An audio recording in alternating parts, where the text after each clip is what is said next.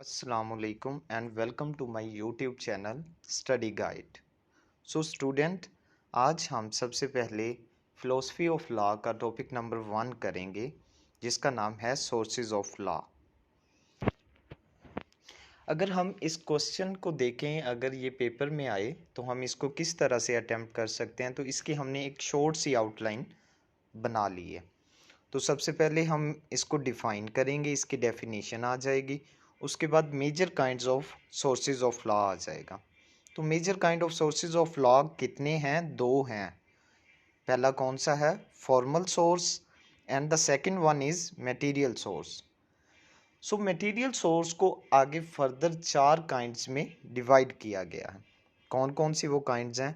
तो सबसे पहले आ जाता है उसमें legislation, and the second one is president, and the third one is customs, and the fourth one is agreement, and the last one is religion. तो ये कितनी काइंड्स होगी मटेरियल सोर्सेज की?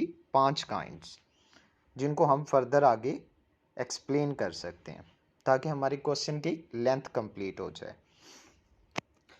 अगर हम सबसे पहले इसकी डेफिनेशन देखें, तो डेफिनेशन हम सबसे पहले देखेंगे कि सोर्स का मतलब क्या होता है। सोर्स का मतलब होता है कि कोई चीज़ किस जगह से निकली है। जैसे कि अगर हम आम जिंदगी से मिसाल लें इसकी, तो हम देख सकते हैं कि पानी का सोर्स क्या है, पानी हम कहाँ से हासिल करते हैं। तो पानी के मुख्तलिफ सोर्सेज हैं, अंडरग्राउंड वाटर और नेचुरल रिसोर्सेज से, पहाड़ों वगैरह से भी हमें पानी हासिल होता है। तो बेसिकली ये क्या है? ये सोर्स ऑफ वाटर हैं। इसी तरीके से हम कह सकते हैं कि सोर्स का मतलब क्या होता है। सोर्स का मतलब होता है origin, and from which something comes और कैन बी ऑब्टेन, कि जिस जगह से हम कोई चीज़ हासिल कर सकते हैं। इसी तरह हम फर्दर एक्सप्लेन कर सकते हैं सोर्सेज ऑफ लॉ को, कि लॉ कहाँ से ऑब्टेन हुए हैं। हिस्टोरिकली डेवलपमेंट हुई है ना लॉ की, तो लॉ को कहाँ से ऑब्टेन किया जा सकता है, कहाँ से एक्सट्रैक्ट किया जा सकता है।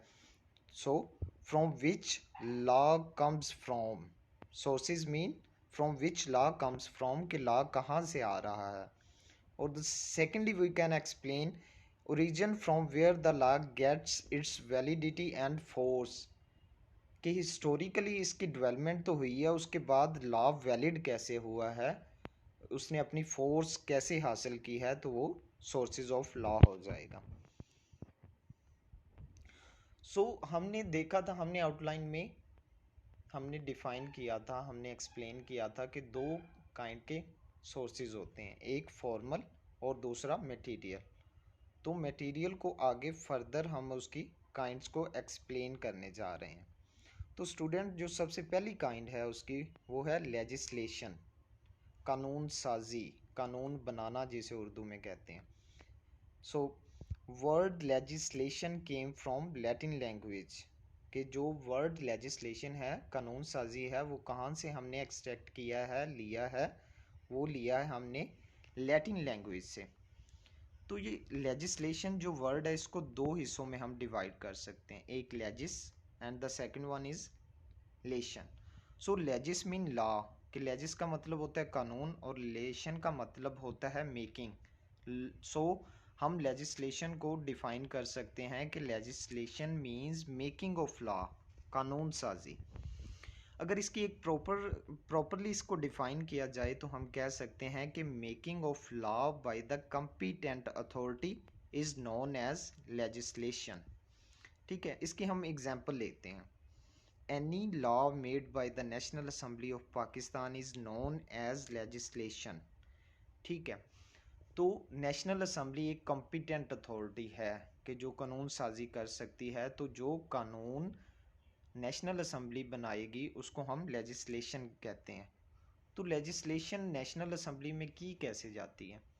एक बिल या रेजोल्यूशन नेशनल असेंबली में प्रेजेंट किया जाता है, अगर 2/3 मेजोरिटी के साथ। ये मुख्तलिफ लीगल सिस्टम में लेजिस्लेशन मुख्तलिफ तरीके से हो सकती है।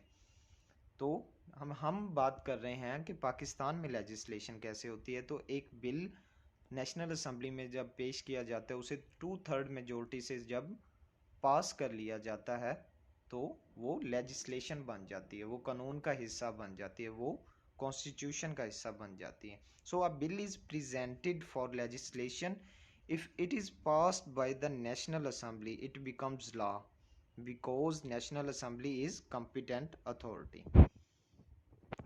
So the second kind of material source is precedents.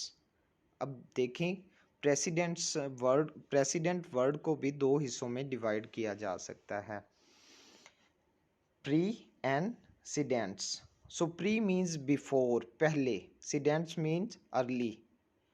So we can say past decision of court are known as precedents. Past decision of courts are source of law, so it can be used to take decision of same nature. कि जो history में अदालतों ने मुख्तलिफ legal system में जो पुराने decision हुए हैं, डिसाइडेड केस जो अदालतों ने फैसले दिए हुए हैं, उनको हम प्रेसिडेंट्स कहते हैं. Article of 189 Constitution of Pakistan says that precedents of Supreme Court will be used as binding. कि जो कॉन्स्टिट्यूशन है पाकिस्तान का उसका आर्टिकल नंबर 189 क्या कहता है कि सुप्रीम कोर्ट के जो फैसले होंगे उनको लोअर कोर्ट्स में कौन सी आ जाती हैं, हाई कोर्ट आ जाती है, सेशन कोर्ट वगैरह आ जाती है. तो आर्टिकल 189 क्या कहता है, Constitution of Pakistan says that precedent of Supreme Court will be used as binding by the lower courts which include high courts and lower courts. कि जो हाई कोर्ट्स हैं और सेशन कोर्ट्स हैं वो सुप्रीम कोर्ट के presidents को की रोशनी में फैसले करेंगी. सेम नेचर के केस जहाँ पे आ जाते हैं कि एक हिस्ट्री में एक केस का फैसला हुआ है और प्रेजेंट वक्त में सेम नेचर का केस कोई आ गया है तो उससे गाइडलाइन लेके हम डिसीजन कर सकते हैं, अदालतें डिसीजन कर सकती हैं, उसको प्रेसिडेंट्स कहते हैं. मज़ीद आगे आ जाते थर्ड काइंड आ जाती है मटेरियल सोर्स की, कस्टम्स. कस्टम्स क्या होती हैं? उर्दू में अगर हम इसको एक्सप्लेन करें तो इसका मतलब होता है रवायात. ठीक है. Practices and habits exercised for long times are known as customs. ठीक है. Customs are of two types. Custom के आगे मज़ीद दो अकसाम होती हैं. कौन कौन सी होती हैं? Obligatory customs and conventional custom. अगर हम इसको अपने वर्ड्स में मज़ीद एक्सप्लेन कर रहे हैं तो obligatory customs are those custom which have force of law behind them. कि फोर्स जो लॉ है उनको एनफोर्स करता है. कि अगर इन कस्टम्स को कोई शहरी कोई सिटीज़न पूरा नहीं करता तो लॉ उसको एनफोर्स करवाता है. जबकि कन्वेंशनल कस्टम कौन सी होती हैं, इसको हम एक्सप्लेन कर सकते हैं. Conventional customs are those custom which don't have force of law behind them. जैसा कि इसकी एग्जांपल मैं देता हूँ कि कन्वेंशनल कस्टम क्या है कि अगर हम हिंदू सोसाइटी को देखें तो उधर बड़ों को इज्जत देने के लिए पाँव को छुआ जाता है, जिसे हिंदी में आशीर्वाद कहते हैं. अगर कोई उसको फॉलो नहीं करता तो उस पर कानून की कोई सज़ा लागू नहीं होती, तो वो कन्वेंशनल कस्टम बन जाते. So customs are not law but it is source of law in courts proceedings. Custom cannot be quoted as law, but in law making, customs are considered. So, we say customs are not law, but it helps in making of law. Custom basically खुद law नहीं होती, लेकिन customs की रोशनी में मज़ीद law बनते हैं. सो हम इजी वर्डिंग में इसको एक्सप्लेन कर सकते हैं कि customs are not law itself but source of law. So आगे मटेरियल सोर्स की काइंड आ जाती है एग्रीमेंट. एग्रीमेंट क्या होता है? एग्रीमेंट होता है कि दो बंदे आपस में कोई मुआहदा कर लेते हैं. वो बिज़नेस के लिए हो सकता है, वो मुख्तलिफ़ किस्म के मुआहदे हो सकते हैं. मुख्तलिफ़ ऑर्गेनाइजेशन आपस में एग्रीमेंट कर लेती हैं. तो एग्रीमेंट को अगर एक्सप्लेन किया जाए तो इसको कहते हैं आ negotiated and typically legally binding arrangement between parties as to course of action. कि वो आपस में एक बाइंडिंग कर लेती हैं एक एक्शन के लिए, उसको एग्रीमेंट कहते हैं. So an agreement between two parties creates mutual obligation, कि जो एग्रीमेंट होता है उसमें दोनों पार्टीज पे कुछ ना कुछ फ़र्ज होते हैं। ठीक है, अगर हमने किसी से कोई चीज़ परचेज करनी है तो दो पार्टीज के फ़राइज़ होंगे कि एक ने पैसे देने होंगे, दूसरे ने रिक्वायर्ड चीज़ देनी होगी, तो म्यूचुअल ऑब्लिगेशंस है। And such obligations are enforced by law. जो एग्रीमेंट हो जाता है, एक बंदा कहता है कि मैं तुम्हें 6 माह बाद पैसे दूंगा, ये घर मेरा हो जाएगा, तो वो लॉ के ज़ुमरे में आ जाता है, लॉ के दायरे में आ जाता है। अगर 6 माह बाद वो पैसे देता है, अगला बंदा उसे घर नहीं देता, तो वो कोर्ट में केस कर सकता है।